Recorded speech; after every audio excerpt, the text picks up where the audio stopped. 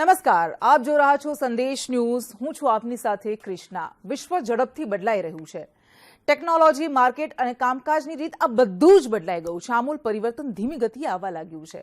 ત્યારે એક મહત્વનો પ્રશ્ન ઊભો થાય કે શું પરંપરાગત ડિગ્રી આધારિત શિક્ષણ પદ્ધતિ આજે માત્ર પૂરતી છે કે પછી હવે સમય આવી ગયો છે ક્ષમતા આધારિત એટલે કે સ્કિલ બેઝડ એજ્યુકેશન તરફ જવાનો? માત્ર ક્લાસરૂમમાં મળેલી ડિગ્રી મહત્વપૂર્ણ છે કે જીવનમાં કામ આવતી ક્ષમતા, સ્કિલ્સ? આજના યુવાનો એ માત્ર પાઠ્યપુસ્તક સુધી મર્યાદિત રહી જાય છે કે પછી વ્યાવસાયિક ક્ષેત્રે સફળતા હાંસલ કરવા જરૂરી છે સ્કિલ્સ અને શીખી રહ્યા છે? આ ખૂબ મહત્વપૂર્ણ મુદ્દા પર આપણે ચર્ચા કરવી છે અને એના માટે આપણી સાથે IER યુનિવર્સિટી એટલે કે ઇન્સ્ટિટ્યૂટ ઓફ એડવાન્સ રિસર્ચના પ્રોફેસર VC અને ડાયરેક્ટર બ્રિગેડિયર PC વ્યાસ જોડાઈ ગયા છે અને આપણી સાથે શિક્ષણ મંત્રી, રાજ્ય કક્ષાના શિક્ષણ મંત્રી પ્રફુલ્લ પાનસેરિયા પણ જોડાઈ ગયા છે. આ બંનેનું સ્વાગત છે. સૌથી પહેલા સર આપનાથી શરૂઆત કરીએ. ખૂબ આમૂલ પરિવર્તન ધીમી ધીમી ગતિએ હવે શરૂ થઈ ગયું છે. પહેલા એવું હતું કે માત્ર ડિગ્રી આધારિત શિક્ષણ બાળકોને આપવામાં આવતું હતું અને અપેક્ષા રાખવામાં આવતી હતી કે આનાથી એમને નોકરી મળી જશે, આનાથી એ લોકો કારકિર્દી હાંસલ કરશે, બનાવશે, સફળતાના શિખર હાંસલ કરશે. પરંતુ હવે આપણે કારણ કે સમય બદલાઈ ગયો છે, સૌથી પહેલા આપણી પાસેથી એ જાણવું છે કે સ્કિલ બેઝડ એજ્યુકેશન એ જે ટ્રેડિશનલ એજ્યુકેશન હતું, પરંપરાગત ડિગ્રી આધારિત શિક્ષણ, એના કરતાં કેટલું અલગ પડે છે?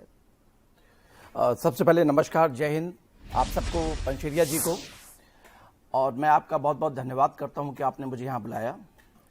आपका जो सवाल है इसको मैं चूंकि मैं भारतीय सेना से आता हूं तो एक बात मैं आप लोगों को बताना चाहूँगा कि सेना में जब ट्रेनिंग होती है तो सबसे पहली बात बोली जाती है, जैसे कई पॉइंट्स दिए जाते हैं कि आपको चाहे वो डिफेंस हो या अटैक हो उसके लिए कैसे तैयारी करनी है.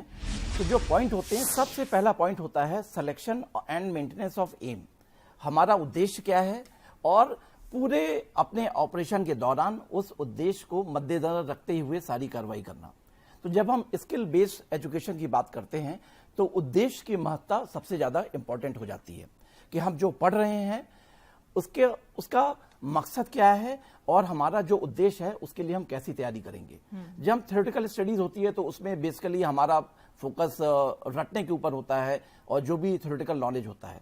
लेकिन जब स्किल बेस्ड ट्रेनिंग की बात करते हैं तो उसमें जो जोर दिया जाता है, मुख्य 4 मुद्दे हैं: hands on learning, real world applications, problem solving और preparing the individuals for meeting the demand of modern workforce. कि आज जो हमारी किसी भी जो इंडस्ट्री है उसके लिए क्या रिक्वायरमेंट है, उसके लिए कैसे तैयार करना. तो जब भी हम जो स्किल बेस्ड एजुकेशन करते हैं तो थ्योरेटिकल नॉलेज तो दिया ही जाता है, लेकिन हम अपने स्टूडेंट्स को इंडस्ट्री रेडी कैसे करें, पहले दिन से उस बात को समझें कि मैंने अपने करियर में क्या करना है. तो उस करियर को मद्देनजर रखते हुए हमारी सारी तैयारी हो, हमारी सारी ट्रेनिंग हो, हमारी सारी एजुकेशन हो, तब वो अपने मकसद के लिए तैयार होगा. और स्किल बेस्ड ट्रेनिंग का जो सबसे बड़ा एडवांटेज होता है कि हमारे जो स्टूडेंट्स होते हैं वो क्रिटिकल थिंकिंग में और प्रैक्टिकल एबिलिटीज में बहुत ज़्यादा अच्छा करते हैं. तो इसलिए स्किल बेस्ड ट्रेनिंग जो हमारे बच्चों के लिए भी इम्पोर्टेंट है, देश के लिए भी इम्पोर्टेंट है और कैरियर बिल्डिंग के लिए भी इम्पोर्टेंट है. બિલકુલ. એટલે કેવી રીતે ઇમ્પોર્ટન્ટ છે, એ અલગ કઈ રીતે પડે છે બંનેમાં, અને હવે કેટલી જરૂરિયાત છે સમયના બદલાવ સાથે, એ તમે ખૂબ સારી રીતે સમજાવ્યું. આપણી સાથે મંત્રી, શિક્ષણ મંત્રી પ્રફુલ્લ પાનસેરિયા પણ જોડાયા છે. પ્રફુલ્લભાઈ, આપની પાસેથી એ જાણવું છે, કારણ કે આપ શિક્ષણ ક્ષેત્ર સાથે સંકળાયેલા છો, આપ આખું મંત્રાલય સંભાળો છો, આખો વિભાગ સંભાળો છો, તો અત્યારના સમયને જોતા આ બંને વચ્ચે એક મુખ્ય ભેદ, તફાવત તમને શું દેખાઈ રહ્યો છે? કે આ જ યુથ છે કે જે એક જ ક્લાસમાં ભણતા 10 વિદ્યાર્થીઓ બાજી મારી જાય છે, જે આગળ વધી જાય છે, બાકીના વિદ્યાર્થીઓ પાછળ રહી જાય છે. અથવા તો એ કારણ કે હું યુવા મિત્રોને આ કોઈ ફરજિયાત કે આ કાયદાથી સુધરી શકે એવી વાત નથી કરી રહ્યો, પણ યુવા મિત્રને હું વિનંતી કરું છું, આજે કરેલું કર્મ કાલે તમને ઉપયોગી થશે.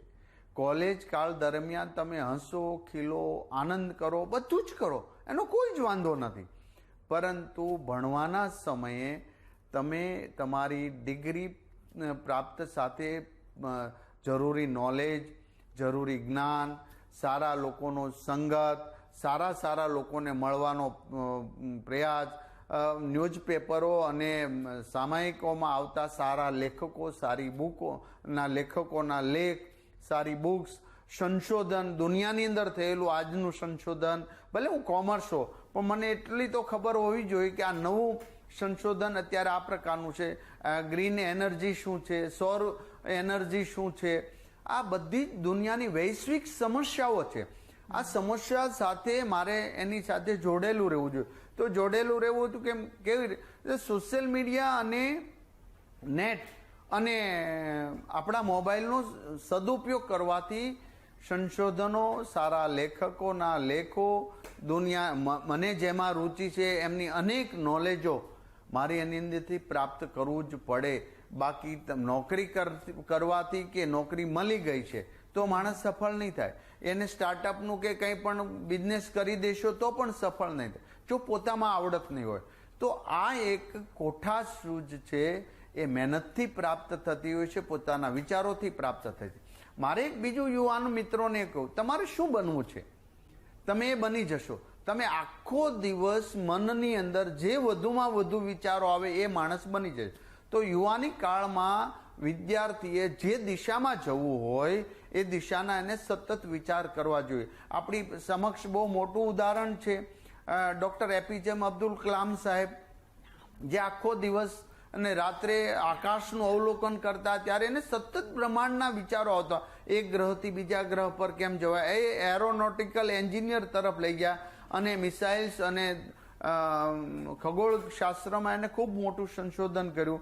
આદરણીય નરેન્દ્રભાઈ મોદી સાહેબ નાનપણથી 17 વર્ષની ઉંમરે રાષ્ટ્ર સેવામાં સમર્પિત થયા. એમના મનની અંદર લોકોની શ્રેષ્ઠ સુવિધા, લોકોને અગવડ કેમ પડે એવી એને સોલ્યુશન કરવા માટેની આ યોજનાઓ લાવી અને લોકોને સેવા અને રાષ્ટ્ર મજબૂત કરો, આ બધા વિચારો. તો આવા અનેક દાખલાઓ છે કે સફળ ડોક્ટર થયા હોય તો એની પાછળના 2 સેન્ટેન્સ યુવાને જાણવા જોઈએ. તો ચોક્કસ પ્રકારે એને પહેલેથી ડોક્ટરમાં રુચિ હોય જ.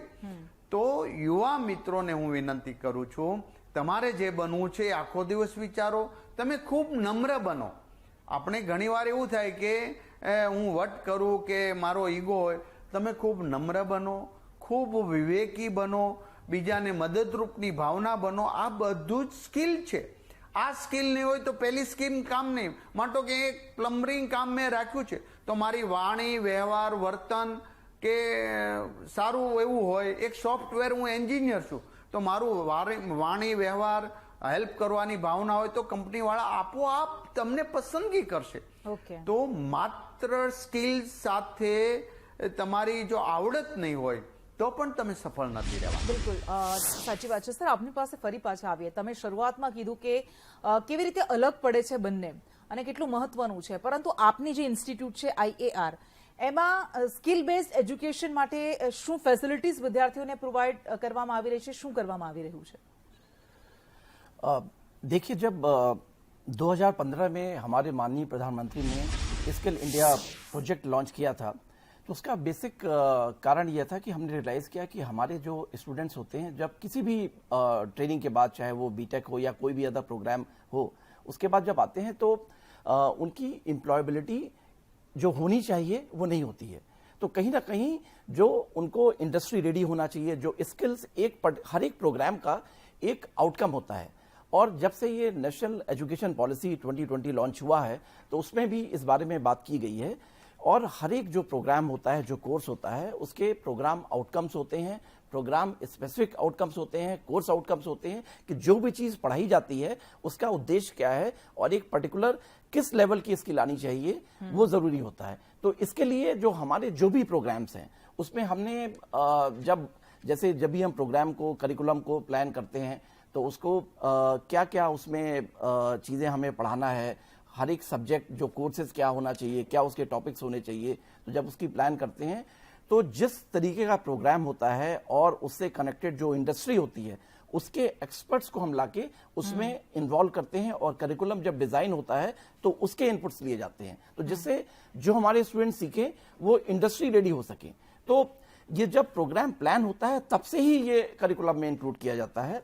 और उसके बाद जो हमारे फैकल्टी हैं उनकी भी ट्रेनिंग ऐसी की जाती है, उनके फैकल्टी डेवलपमेंट प्रोग्राम होते हैं कि वो हमें स्किल ओरिएंटेड ट्रेनिंग दे सकें।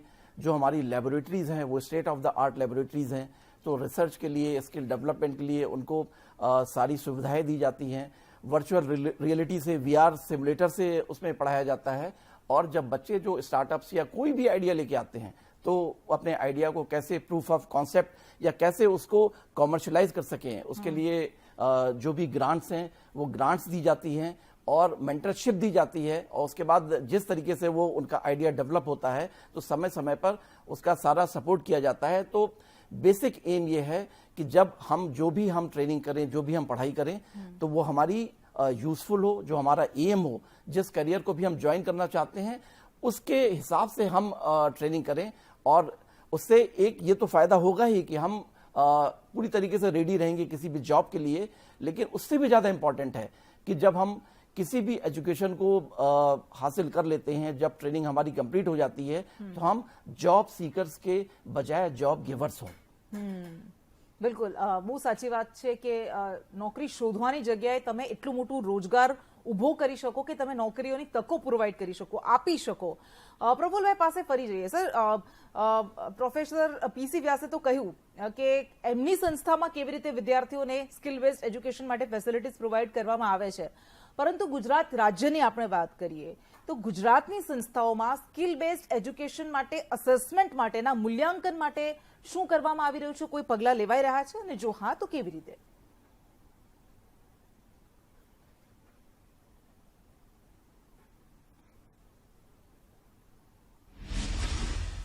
ગુજરાતમાં પહેલું જ હાયર એજ્યુકેશનમાં અમે આદરણીય મુખ્યમંત્રી ભૂપેન્દ્રભાઈ પટેલ સાહેબના માર્ગદર્શન સાથે કોમન એક્ટ યુનિવર્સિટીનો કરું, જે અમારી યુનિવર્સિટી છે ગવર્મેન્ટની, કોમન એક્ટ મૂલ્યાંકન પદ્ધતિ, એન્ટ્રન્સ, એમનું એડમિશન, જીકાસ દ્વારા એડમિશન પ્રાપ્ત થાય અને એમનું બધી જ બાબતો, ક્રેડિટ, હવે તો ક્રેડિટ બેંક પણ આવી જશે. એક વિદ્યાર્થી માનો કે આજે સાયન્સમાં BSc કરી રહ્યો તો આવતા વર્ષે એને કોમર્સમાં જવું છે, SYમાં, તો આગળના એના ગુણ ગણાય છે, બેંક ક્રેડિટ ટાઈપનું એનો સર્ટિફિકેટમાં ઉમેરાતું છે. એટલે એક વર્ષ પણ એક પણ યુવાનનું બગડશે નહીં. જે તરીકે આજે 12th સાયન્સમાં એક્ઝામ આપી છે ને ફેલ થયો છે અથવા તો ઓછા ટકા આવ્યા, એ એક જ મહિનાની અંદર બીજી પરીક્ષા આપશે, એક મહિનાની અંદર પાસ. એટલે વિદ્યાર્થીઓનો સમય બિલકુલ નહીં બગડે. પહેલા જેમ હતું કે ભાઈ કોમર્સમાં એડમિશન લઈ લીધું એટલે વાત પતી ગઈ, એ SY થી છોડે તો ફરી વખત બીજી લાઈનમાં જોયું તો એને FY થી જ આવવું પડે. તો આ સદુપયોગ, એમના સમયનો સદુપયોગ, એમની મહેનતનો, આ બધી જ બાબતોથી એક કોમન આખું ઢાંચો જેને કહી શકીએ એ કોમન એક્ટ ગુજરાતે પ્રથમ યુનિવર્સિટી માટે બનાવ્યો છે, જે વિધાનસભાની અંદર એ પાસ પણ થઈ ગયું છે. હવે જ્યારે બીજી અન્ય કોલેજ છે એમની બેસ્ટ ક્વોલિટી, યાની કે વિશ્વ સમક્ષ આપણી કોલેજ અને આપણી યુનિવર્સિટી ટકી રહે, વિશ્વ સમક્ષ પગ એમને મેળવી શકીએ, એ હેતુથી અમે નેક પણ ફરજિયાત કર્યું છે. અને આ નેક યાની કે એમની બધી પદ્ધતિઓ, જે નોર્મ્સ છે એ પ્રમાણે એમાં ચોક્કસ એને 2 વર્ષની અંદર પૂર્ણ કરવું પડશે. એનું ઇન્ફ્રાસ્ટ્રક્ચર, એમની અભ્યાસની વ્યવસ્થા, લાઇબ્રેરી, ટેકનોલોજી, જે એમના નોર્મ્સ છે. તો આ નેક ફરજિયાત કરવાથી આપણી કોલેજો બેસ્ટ ઇન્ફ્રાસ્ટ્રક્ચર સાથે બનશે અને આ બનેલી કોલેજ દુનિયાના સમકક્ષ સાથે આપણો વિદ્યાર્થીનું એનું નોલેજ પ્રાપ્ત થશે, એમને ડિગ્રી પ્રાપ્ત થશે, એ સ્ટડી કરી શકે. ઘણીવાર એવું બની શકે કે આપને એવું છે પણ ઘણીવાર એવું હોય કે આપને એવું છે પણ આજે એટલા સંશોધનો, એન્જિનિયરો સામાન્ય પ્રાથમિક શાળાથી લઈને કોલેજ સુધી સરકારી કોલેજની અંદર ભણ્યા છે અને આજે પોતાના વ્યવસાયમાં ડંકો વગાડી રહ્યા છે. એટલે ખાસ તો મહેનત અને એમની રુચિ ઉપર ગવર્મેન્ટ દરેક ક્ષેત્રે એમને સહયોગ કરશે, પણ અમુક બાબતો તો પોતાના મહેનત અને પોતાનું મેનેજમેન્ટ એ જાતે કરવાથી જ યુવાન સફળ થશે.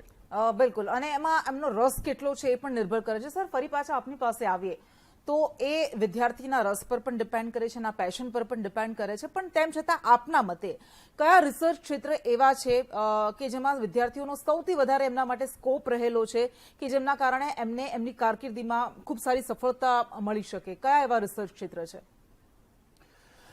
देखिए, हमारे यहाँ तो शुरू से ही जैसे इंस्टीट्यूट ऑफ एडवांस रिसर्च है, जब हमारे माननीय प्रधानमंत्री ने इस इंस्टीट्यूट को 2006 में शुरू किया था और हमारे जो उस समय प्रेसिडेंट थे डॉक्टर एपीजे अब्दुल कलाम, उन्होंने इसका उद्घाटन किया था. तो ये तो शुरू से ही एक रिसर्च इंस्टीट्यूट ही बनाया गया था और उसके बाद ये यूनिवर्सिटी बना और इसमें बायोटेक्नोलॉजी हमारा मेन कोर्स था और उसके बाद बाकी सब भी प्रोग्राम्स इसमें ऐड किए गए. और लेकिन अगर टेक्नोलॉजी आज भी हमारे यूनिवर्सिटी का फ्लैगशिप कोर्स है और इसमें सबसे बड़ी बात यह है कि बायोटेक्नोलॉजी सोसाइटी के सपोर्ट के लिए एक सबसे इंपॉर्टेंट साइंस है. इसको तो मैं कहता हूं ये ब्रेड एंड बटर साइंस है और बायोटेक्नोलॉजी का जो प्रोग्राम है हमारे यहाँ उसके रिसर्च फैसिलिटीज़ हैं, जो फैकल्टीज़ हैं वो अव्वल दर्जे की हैं और इसमें जो भी एजुकेशन हमारे यहाँ से बायोटेक्नोलॉजी में लेता है उसके जो फर्दर स्टडीज़ होती हैं, हमारे स्टूडेंट्स तमाम बड़ी बड़ी यूनिवर्सिटीज़ में including Yale university, Harvard university यहाँ पर गए हुए हैं. और जैसा कि मैंने बताया कि बाकी भी प्रोग्राम्स हमारे यहाँ शुरू हुए हैं साइबर सिक्योरिटी में, मैनेजमेंट में. तो मेरा ये मानना है कि आज के समय में बायोटेक्नोलॉजी तो पहले भी इम्पॉर्टेंट था, आज भी इम्पॉर्टेंट है और अब हमने सोसाइटी के लिए अगर कुछ अच्छा करना है तो बायोटेक्नोलॉजी फील्ड में तो रिसर्च आगे बढ़ानी ही होगी. और आज के जो नए चैलेंजेस हैं जैसे साइबर सिक्योरिटी के चैलेंज है, अभी जो ऑपरेशन सिंदूर हुआ था, हमने रियलाइज़ किया कि इसमें कंप्यूटिंग का, मॉडर्न टेक्नोलॉजी का कितना बड़ा रोल है. तो हमारी यूनिवर्सिटी में जो आर्टिफिशियल इंटेलिजेंस, साइबर सिक्योरिटी में जो प्रोग्राम्स ऐड किए गए हैं और उसका जो करिकुलम इंडस्ट्री एक्सपर्ट्स के साथ डिज़ाइन किया गया है. सो मैं ये कह सकता हूँ कि biotechnology, artificial intelligence, data science, machine learning और लॉजिस्टिक्स के क्षेत्र में सप्लाई चेन मैनेजमेंट, ये सब जो प्रोग्राम्स हैं ये प्रोग्राम्स बहुत इम्पॉर्टेंट हैं करियर के लिए, सोसाइटी के लिए. तो इन प्रोग्राम्स को जो हमारे यहाँ चलाया जा रहा है वो बेस्ट ऑफ द फैकल्टी हैं, इंडस्ट्री एक्सपर्ट्स भी हमारे करिकुलम में टीचिंग में जो शामिल हैं. उसके बाद कैरियर तो गारंटीड होगा ही, लेकिन ये सारे रिसर्च एरियाज आर्टिफिशियल इंटेलिजेंस और दूसरी चीज़ों में हमारी सोसाइटी के लिए भी बहुत ज़्यादा यूजफुल होंगे और आने वाले समय में करियर प्रोग्रेशन में बहुत ज़्यादा अपॉर्चुनिटीज आएंगी. ઠીક છે, ફરી પાછા આપણે પ્રફુલ્લ પાનસરિયા પાસે જઈએ. સર, તમે કહ્યું કે કેવી રીતે બદલાવ મહત્વનો છે, બંને વચ્ચે ફરક શું છે, કઈ રીતે ગુજરાતમાં સંસ્થાઓમાં કામ થઈ રહી છે, પરંતુ સવાલ એ પણ થઈ જાય કે આ એક ખૂબ મોટું પરિવર્તન છે અને એ કંઈ રાતોરાત નથી આવવાનું. એના માટે સમય પણ જોશે, મહેનત પણ જોશે અને ધીરજની સાથે ધગશ પણ જોશે, ઘણું બધું જોશે. તો આપના મતે સંસ્થાઓ આ પરિવર્તન, આ શિફ્ટ કેવી રીતે લાવી શકે?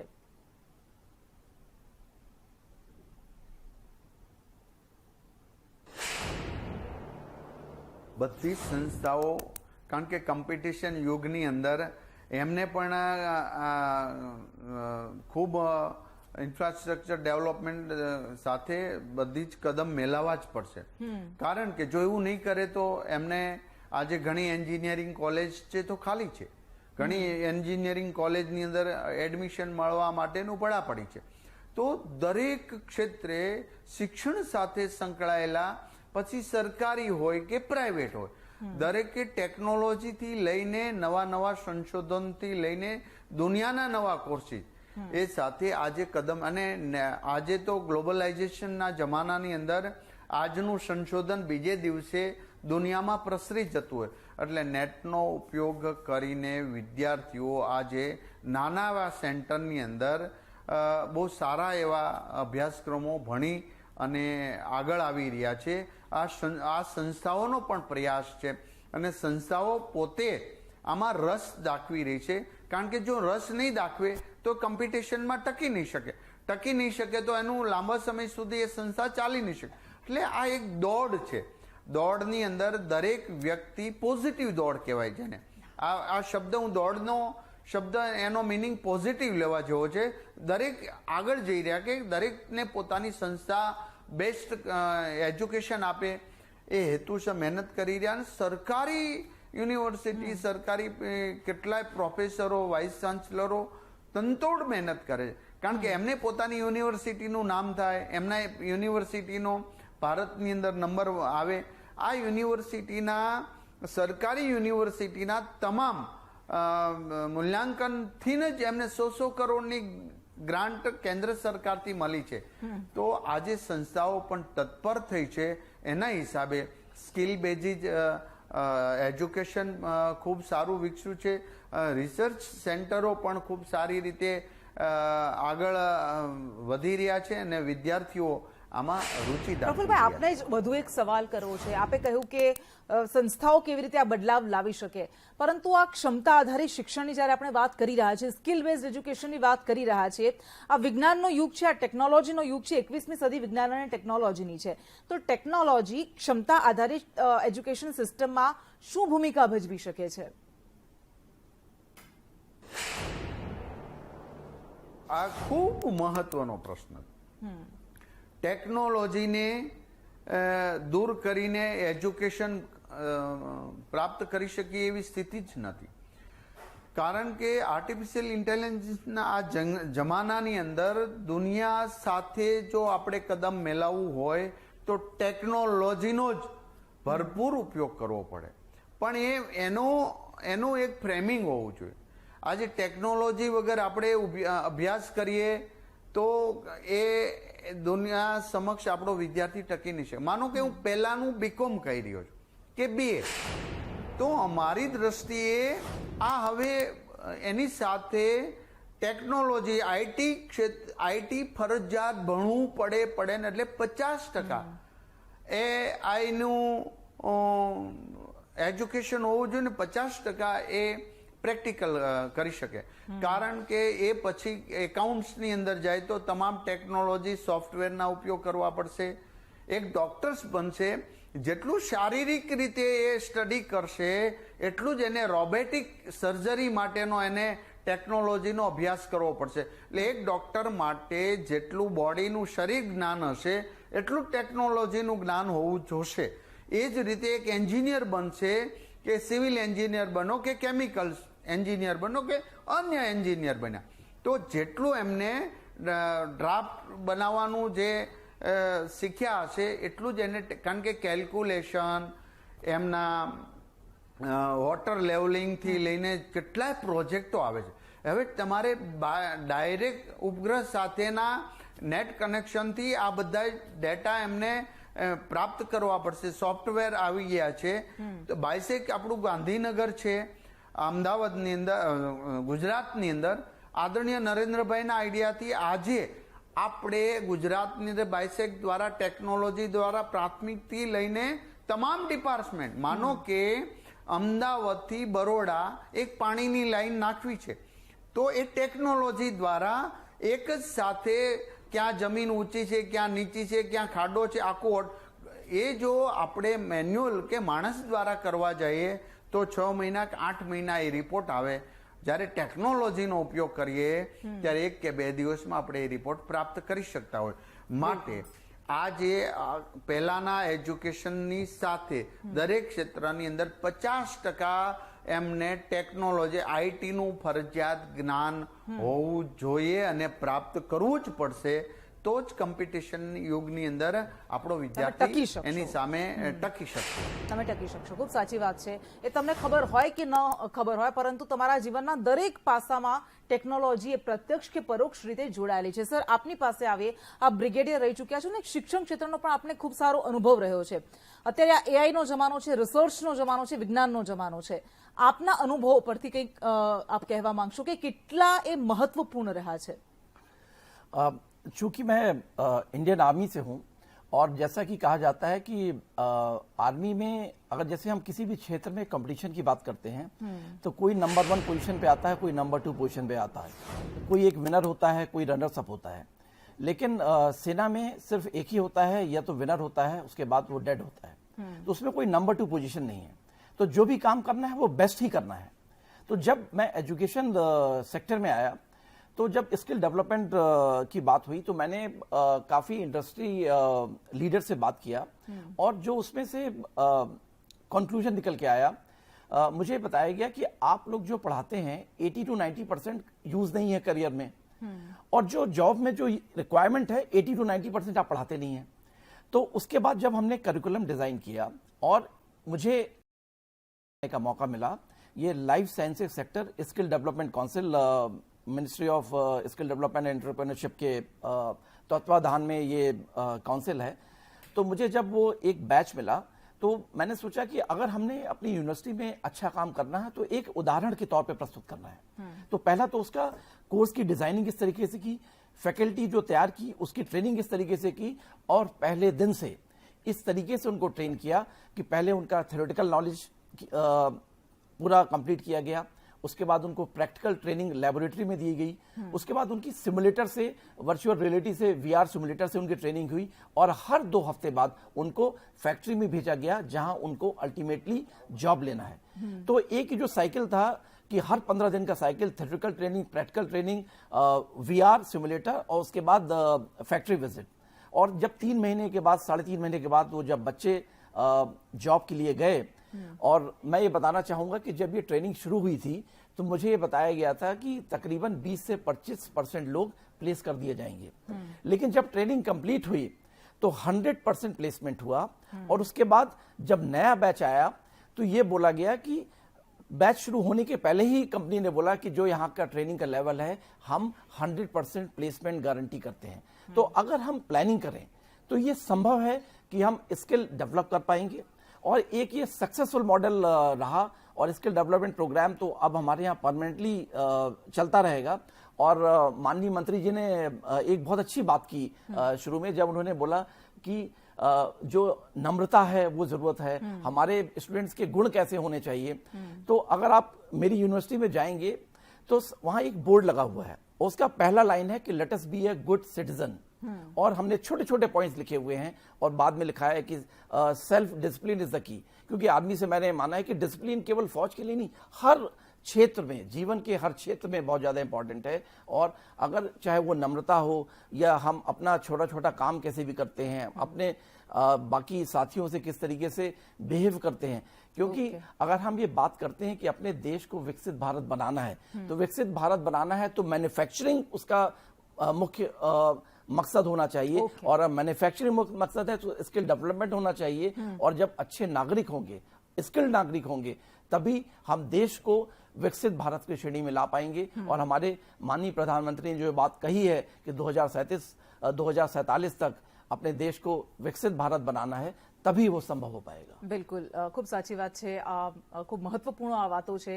પ્રફુલભાઈ અને સર, આપ બંને અમારી સાથે જોડાયા, આપનો ખૂબ ખૂબ આભાર। અને જે આ મોટો મુદ્દો એ હતો, મહત્વપૂર્ણ મુદ્દો એ હતો કે અત્યાર સુધી આપણે એવું માનતા હતા કે ગોખણપટ્ટી કરી લીધી, પરીક્ષાઓ પાસ કરી લીધી, આપણા હાથમાં ડિગ્રી આવી ગઈ, સર્ટિફિકેટ આવી ગઈ, અને એટલા માટે આપણને નોકરી મળી જશે, પરંતુ એવું નથી। હવે સમય બદલાઈ રહ્યો છે, અને એમાં મુખ્ય સ્થાન હાંસલ કરી રહ્યું છે ક્ષમતા આધારિત શિક્ષણ। નમસ્કાર।